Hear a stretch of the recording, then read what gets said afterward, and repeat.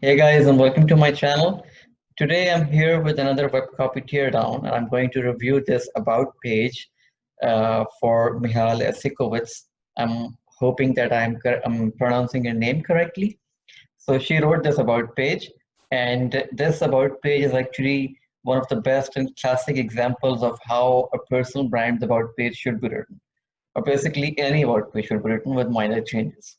And from very beginning, from hero section, from the headline till end, this about page seems to be dismissing and rejecting two most famous notions about how to write about page, and those notions are kind of BS, pretentious from 90s kind of notions. First of them is that you should write it in third person singular. That's how many people write their LinkedIn bios, and I totally don't like that. It feels like you are dead and someone is reading your obituary, something like that, which is not cool. So you can see that her about page is in first person singular when she is talking about herself. And when you talk about your clients, your prospects, it should be in second person. And that's how it is in her about page. The second notion is that your about page is about you.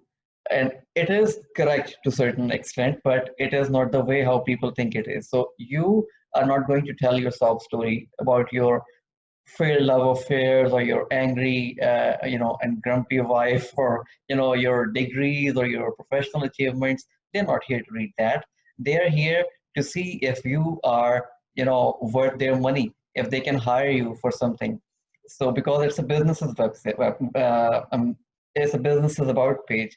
It's a personal brand. It's a business, and even if it's a blog post, it's still about business. So you cannot forget that everything, every piece of content on your website is supposed to convert leads into customers. So you have to tell your story, but you have to make it very brief. And even that brief part has to be linked with the value that you're going to give to your customers. And that's what she has achieved. So without wasting any more time, let's take a look at my notes and let's see why this about page is so awesome that not only me, but there are many copywriters who have filed this about page. So let's read the first thing, the hero section. It's not me, it's you. Seriously, this is about you. So from the very beginning, she's telling them that this about page is actually not about her. She is going to give them value. She is going to talk about them, their pains, their desires, the kind of outcomes and benefits they're looking for. She's talking about them. And I try to achieve the same kind of effect with my about page in a funny way. Roses are red, violets are in blue. This about me page is actually about you. So if you read this part and many other parts, blocks on this about page, you would see that actually she is offering a lot of value to her target customers. And then we get to this part, the first crosshead on this page, and first messaging, and I can see that there is a particular theme here. Now when it comes to copywriting, a lot of people think that it's all about formulas and frameworks, but pro copywriters like her, they don't strictly follow formulas or frameworks. What they do is that they blend one technique or framework with another. So for this part at least, the theme is PAS, problem, agitation, solution. She's talking about the problem. The crosshead is all about problem. You know that copy done right, I'm sorry, problem starts here, I mean, from this part. You know that copy done right has ridiculous parts. So she is basically coming up with a statement that she wants to make, and she wants people to believe this. Then she gets into a comparison. She draws a line, part to make the sale, part to boost your brand, part to attract senior donors plus investors. As I said, this part is for comparison shoppers, people with comparative thinking. They have done a lot of Googling. They know what they are looking for. They know they have shortlisted a few copywriters, and she is one of them. And now they want to know what makes her better than others. And she's telling them what makes her better. So part to make the sale, she's talking about direct response here, that she would do direct response marketing or writing for them. Part to boost your brand, she's talking about delayed response or brand marketing or copy here. Part to attract serious donors. Now we're talking about non-profit plus investors. Now we're talking about venture capitalists, people who invest in different startups. And then she draws a sketch of problems. Again, there is no repetition when it comes to bullet points. She talks about three main problems. Your copy reads like a treatise on mechanical hydrolysis. It feels like a rerun of a 2 a.m. infomercial. It has the potency of rice and the precision of a toddler. Now, these are three main problems.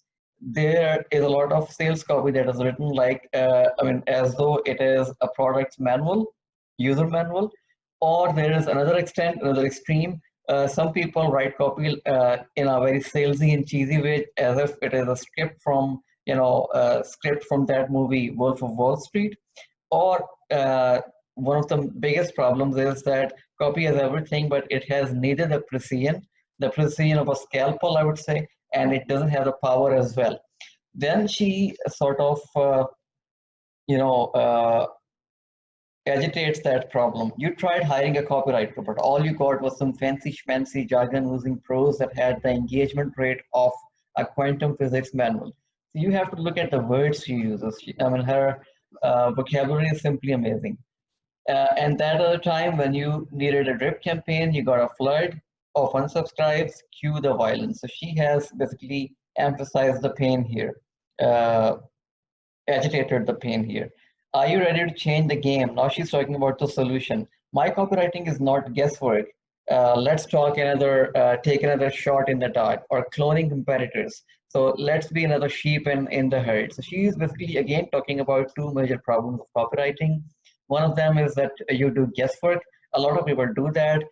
People do not get into, for example, voice of customer research, into the nitty-gritty of that. What they do mostly and mainly, uh, let's say mid-tier copywriters, is that they would interview the client only, not the clients of your client, but the clients only, and they would write copy based on those answers. So basically, you're missing out on a lot here. And she's telling you that her work is not guesswork. So she is a research-oriented writer. Basically, she's trying to say that. Or cloning competitors. Now, what's wrong with that? We know that competitor research is essential, but cloning, that is a bad idea, because you would turn your client's website into 101st, sheep in a herd. This is John. He's a winner. Now here's an avatar, a persona. We can see a man in early 20s. He is very enthusiastic and happy about something. Basically, definitely happy because he bought copy from Michal, and that's what she wants us to think like. I help you win the game by discovering your irreplicable brand DNA and communicating it to the world using one fresh, grin-worthy language. Blah blah blah. Doing the painstaking, sometimes boring research. Again, the research she's talking about, to yield messaging that take customer from cucumber cool to jalapeno hot. So she knows her metaphors. I mean, that's amazing, and that shows that you cannot, give a kiss goodbye to creativity while you're writing sales copy. You have to write with your mind, definitely, but then you have to write with your heart as well, which she has done, definitely. We can take a look at notes here. I have said everything basically, but there is something about this part that I haven't said. I help you win the game by. She has done something here, which she has done twice on this about page. She has basically instilled an idea in her target market's brain that she can help them win the game. Now, before ever they, ask her how, she takes them to this detail, right? And what is the job of this detail? She's telling you how she would help you win the game, but the main job of this detail is to distract you, because she has left some idea in your brain. She doesn't want you to go back to that and pull it out or do something bad with it. She wants it to grow into a bigger idea and then compel you to basically buy copy from Michal. So that's some inception kind of thing, and that's an actual thing, an actual trick. Perhaps Dan Kennedy talked of it, and that works like a charm. Uh, then we come to this part. This is authority part, and this part is very interesting. Let me read my notes from this part. This looks like a quotable thing, like she wants people to copy this and tweet this with her name on it. This reeks of her desire to achieve authority. Perhaps this is the reason why the image in the backdrop is from TCC IRL, the Copywriter Club in real life. I think 2018 it was, that she attended, and she might have attended that as a panelist or keynote speaker. That's why you're looking at her, and you can see her body language, very confident, very coach or mentor like. and she's talking to a lot of copywriters here, and she basically exudes authority. She oozes authority from everywhere, and you can see that. So this is the authority part, and from here onwards, she would be using many different techniques to achieve authority. So here comes the little about her part, basically. This is it. Who am I? I am this and that and this. That's it. That's her about page, basically, on this whole page. Who am I? I'm passionate about words. And then she rejects, dismisses a lot of notions and, cliche type of statements that come from novice copywriters. Ever since I was a young child, I wrote great book reports. I got 100 on my 12th grade English Regent. Shameless show off, and I hold a master's in communication sciences, yada, yada, yada. No, we are like allergic to cliches here. So basically, she is instilling a belief again that she is against cliches and you are not going to get cliches when she will write copy for you. What I love about her copy is that she uses design as well as copy to transit, to pivot from one part to another part. So you can see here, I'm going to prove it. Name's Michal, I'm a wife, mother, recovering ice cream addict. This is the only very personal bit on her big about page. From here, she pivots to this part. I'm also an internationally published author, proud New Yorker, author of two books, and hopeless perfectionist. Now she has went from very personal details to personal slash professional details. She is an author. She is internationally known as an author, and she is a perfectionist. Then from personal slash professional details, she moves on to the detail that is totally related to copy, and results obsessed copywriter who has spent over a decade turning clients into winners. I believe good copy is an exquisite reflection of the brand, and I'll dig deep to discover that brand. Then she transits from that part to the main part that she wanted to put here to lure people into buying copy from her. She links her copywriting with value, and that's what everyone has to do, because whether it's Facebook ad or your sales page or your about page, you have to link copy with value, because people are not there buying your words. They're good for nothing unless there is value, and she talks about that. My trademark is laser targeted copy that's fresh, tight, and effortless. You should notice how she would change the color of a few words, basically, to sort of highlight them, and which means your customers develop a visceral connection with your brand and choose you for the sale. So you should notice the kind of language she uses, kind of metaphors she uses. So visceral connection, basically what she's trying to say is that your customers, if you hire Michal, your customers would be able to establish some sort of sensory relationship with your brand, which is a big thing, which is a big deal, a big achievement, which is exactly what she does with her copy and her design. Then we come to social proof part, and here comes my little disagreement.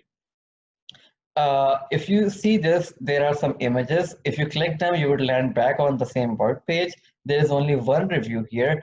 It would have been better if she made this into a slider and there were 2 or 3 or 4 reviews. Also, it would have been better, excuse me, it would have been better if she lined up some social proof right here, some big logos from some big companies that everyone is familiar with, because I know that she has worked with big shots, I mean companies and people. Or there could be names of big people, famous entrepreneurs, for example Ty Lopez, people like him who she has worked with. So she didn't do that. She must have her own reasoning for that, but that's a little suggestion or something that I could note and I could highlight. Then we come to, again, authority bit, 10 years experience. You can see that she changed the color when she wrote that.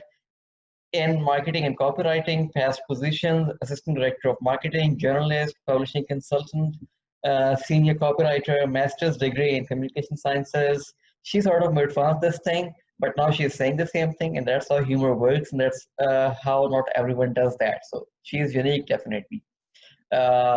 Author of 73 published magazine features. About this degree thing, I've got a master's degree in English language teaching.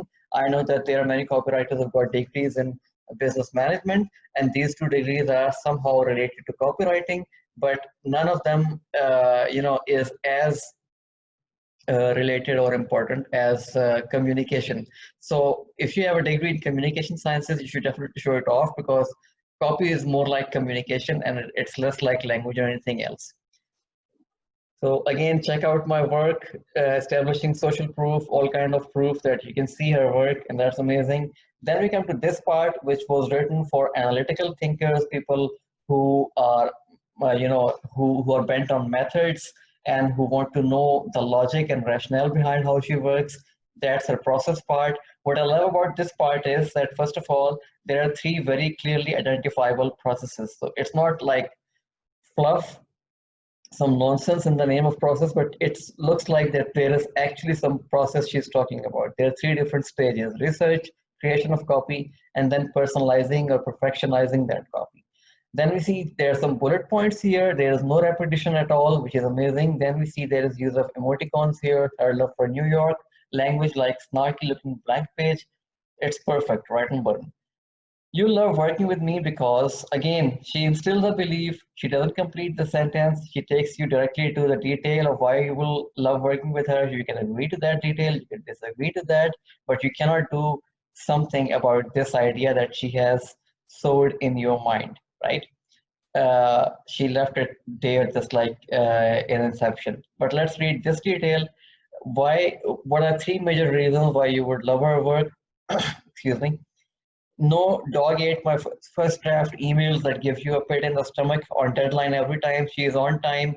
I keep you wide-eyed. Her content is interesting, and she knows that this is not enough. So if you're on time, if your copy is interesting, but it doesn't convert, then it's a big failure, and you don't deserve to keep the money that your clients paid to you. You deserve that only if there are certain proven formulas and science behind your work. So take a look at the choice of words here. Proven formulas, kind of uh, catchphrases, that would attract the target customers. Psychology, marketing, psychology, research, results.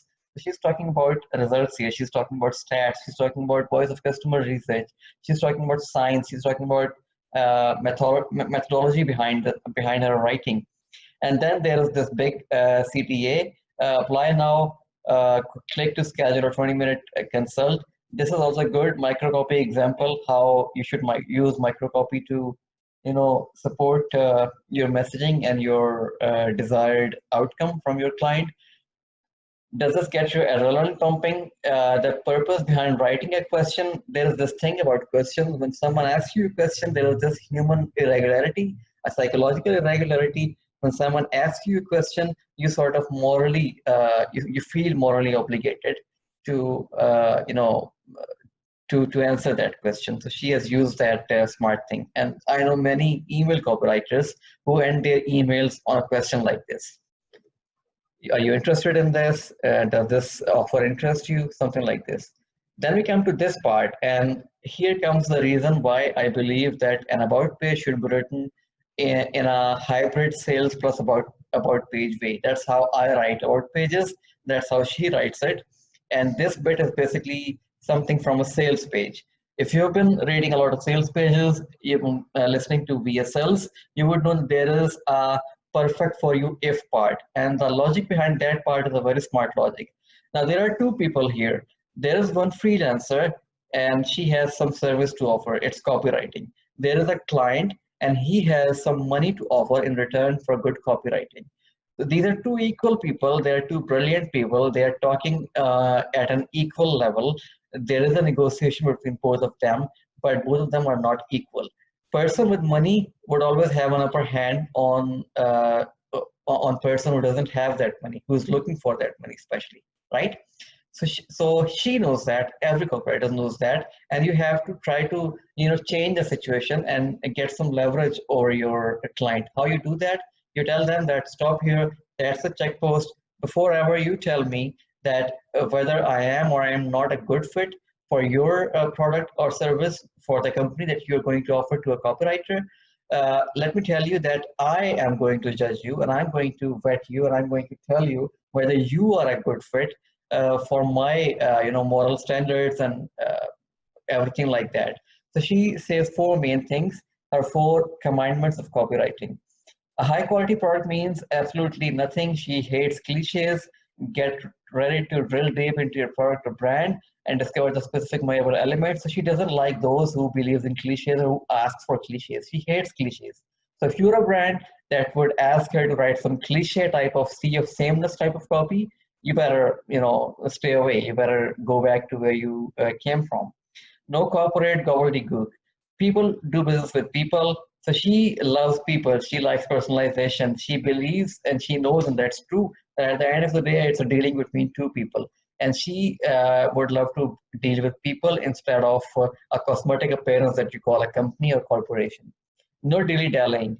Responsive clients get better, faster results when we work together. I expect timely feedback. Now, you have to look at that. She has got the balls to say that. I mean, that's something that you have to show that I would not be late. I would deliver my work in a timely fashion. And she has done that, but you never ask your clients to do that. But she has done that because she wants to put them on defensive a step, and she wants to act offensive here. She's telling them that they would have to catch up with her really fast on everything because she wants to get done with everything in a timely and effective manner.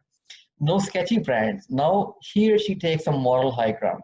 She tells them that sleazy salesmen are not invited to this party. She is not a sleazy salesman. She believes in moral values.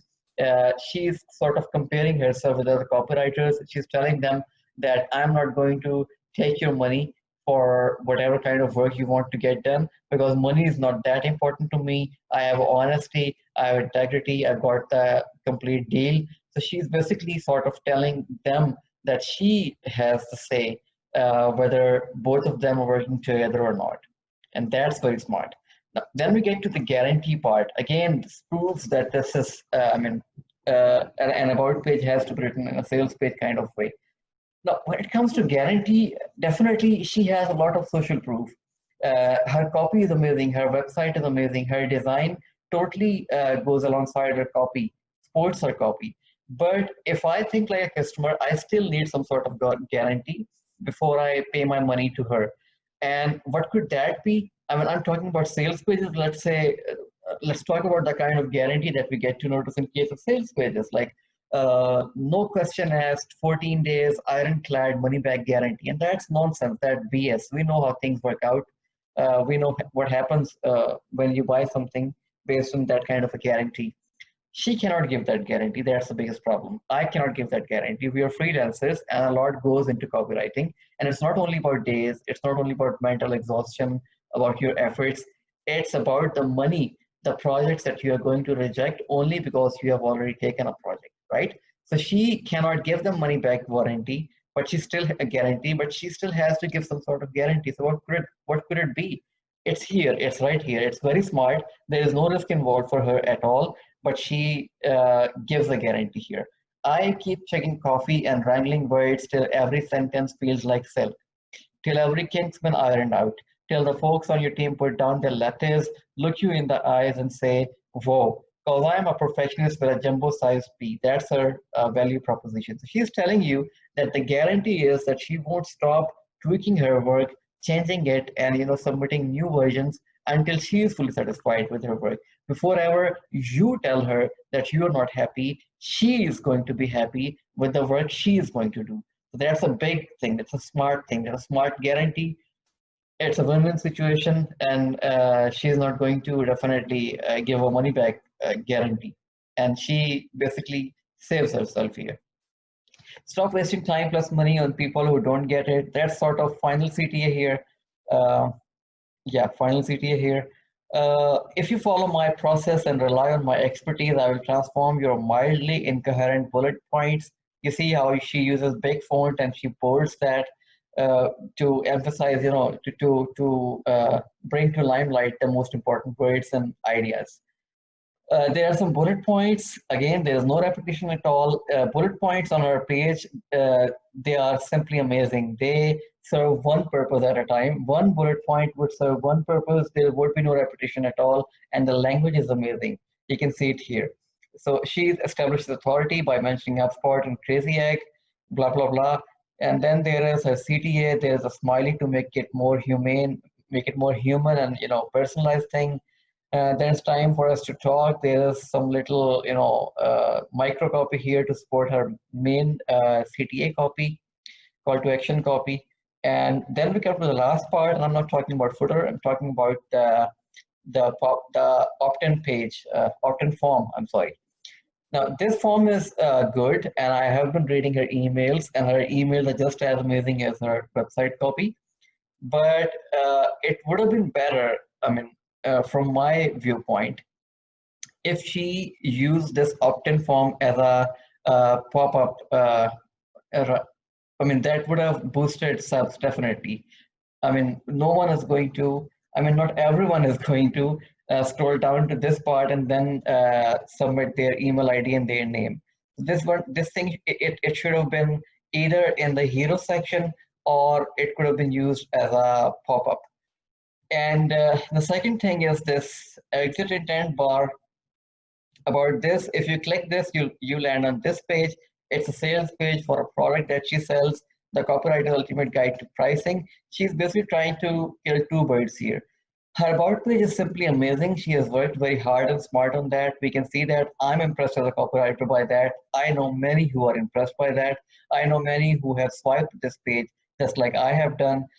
And she knows that, and she wanted to achieve that, and she knows what to do next. Now that I'm impressed, I am looking for some products that she is offering, and here is a product that she is offering. She wants me to know that I can always charge higher than what I do, that she knows a lot about pricing, and that I wouldn't need to ask questions about pricing after reading this guide. She's trying to sell it to me. That's one thing. The other thing that she has done with this thing, as per my understanding, is that she's telling her clients that she knows a lot about about pricing, so much that she has written a book on that, and she is selling that book at a very high rate. Let's take a look at the rates here. 199 with mentoring, 99 without that. And she's basically trying to tell them that she knows a lot about pricing, that they're not going to fool her. They're not going to capitalize on her lack of information or her innocence, because those things don't exist. She is not innocent. She knows a lot about pricing and copy and everything relevant to that. So they are not going to fool her. So that's a smart thing to use this exit intent bar here. This was it, guys. I hope you liked this teardown of Michal Eisikowitz's about page. If you did, go to my channel, sub, like, share, comment, whatever you like, if you like this. And I will be back with another copy teardown very soon. Till then.